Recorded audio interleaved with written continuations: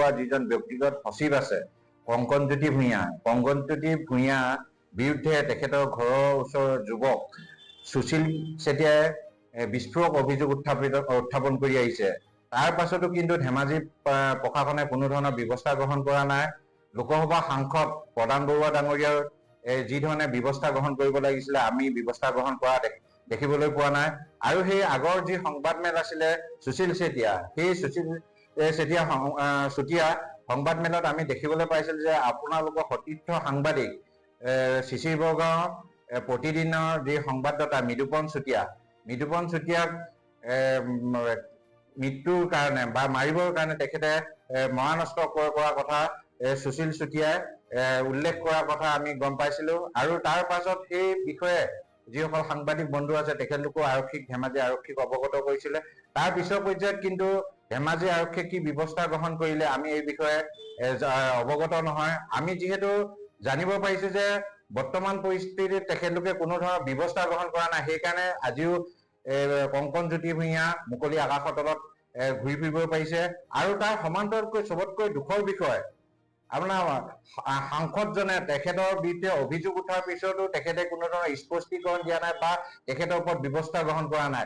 আজি যি সময়ত দুখীয়া ব্যক্তিসকলৰ ধন তেখেতে আত্মসাৎ কৰাৰ অভিযোগ আহিছে তাৰ এটা নিৰপেক্ষ তদন্ত হ'ব লাগিছিলে। সাংসদ গৰাকীয়ে তেখেতৰ কামৰ পৰা অব্যাহতি দিব লাগিছিলে আৰু ক'ব লাগিছিলে যে যেতিয়ালৈকে তই দুখমুক্ত নহয় তেতিয়ালৈকে তোক আমি কামত নাৰাখো। কিন্তু সেইজন সাংসদে কিন্তু আমি দেখিলো যে পৰৱৰ্তী সময়তো তেখেতক কামত ব্যৱহাৰ কৰিছে বা তেখেতক গৈ ফুৰিছে। সেয়ে আমি তাৰ সমান্তৰালকৈ কিন্তু আমি ধেমাজি প্ৰশাসনকো ইয়াৰ বিষয়ে জগৰীয়া কৰিছো আৰু তেখেতলোকক ধিক্কাৰ দিছো। যেতিয়া কোনোবা এজন সাধাৰণ ব্যক্তিৰ বিৰুদ্ধে যদি এই অভিযোগ উত্থাপিত হলহেঁতেন তেখেত কিন্তু আজি ৰঙাঘৰৰ আলহী হলহেঁতেন। তাৰ পৰিৱৰ্তে সাংসদৰ ব্যক্তিগত সচিব হোৱাৰ কাৰণে বা তেখেতে ৰাজনৈতিক যি পাৱাৰ আছে বা তেখেতৰ ডাঙৰ মানুহৰ হাত আছে সেইবাবে আজি তেখেতৰ ওপৰত ব্যৱস্থা গ্ৰহণ কৰিবলৈ তেওঁলোকে সাহস কৰা নাই। এনেধৰণৰ যদি কাৰোবাৰ শক্তি আছে বুলিয়ে তেখেতলোকে এনেধৰণে ৰক্ষণাবেক্ষণ দিয়া কাৰ্যত কিন্তু অসম জাতীয়তাবাদী যুৱ পৰিষদ কৃষক মুক্তিয়ে ঘোৰ বিৰোধিতা কৰিছো আৰু ইয়াৰ বিৰুদ্ধে আমি সবল প্ৰতিবাদ গ্ৰহণ কৰাৰ সিদ্ধান্ত কৰিছো। আমি যিহেতু ধেমাজি আৰক্ষীক ধেমাজি প্ৰশাসনক 10 দিনৰ সময়সীমা বান্ধি দিছো। 10 দিনৰ ভিতৰত তেওঁলোকে নিজাববীয়াকৈ ব্যৱস্থা গ্ৰহণ কৰিব লাগিব, নিজাববীয়াকৈ গোচৰ ৰুজু কৰিব লাগিব। এই 10 দিনৰ ভিতৰত তেখেতলোকে যদি গোচৰ ৰুজু নকৰে তেতিয়া 11 দিনৰ দিনা আমি ইয়াৰ বিৰুদ্ধে প্ৰতিবাদ সাব্যস্ত গ্ৰহণ কৰিম। অসমৰ সংবাদ পত্ৰ বা সচেতন ৰাইজে বা সচেতন যুৱকে ইয়াৰ সম্পৰ্কে অভিযোগ অনাৰ পিছতো এজন ৰাজহুৱা ব্যক্তিয়ে তেওঁৰ ওপৰত অনা অভিযোগটো আজিলৈকে ধেমাজিত কোনো প্ৰতিক্ৰিয়া এটা প্ৰকাশ কৰা নাই। আমি সেইকাৰণে প্ৰশ্ন কৰিব বিচাৰিছো যে প্ৰদান বৰুৱা ডাঙৰীয়া যে এই ইমান ডাঙৰ এটা আপোনাৰ ব্যক্তিগত সহায়কজনৰ ওপৰত অভিযোগ আনিছে, দুখীয়া মানুহলৈ অহা পইচা, আপুনি এতিয়ালৈকে এটা কোনো অভিযোগ কৰা নাই, আপুনি প্ৰতিক্ৰিয়া প্ৰকাশ কৰা নাই।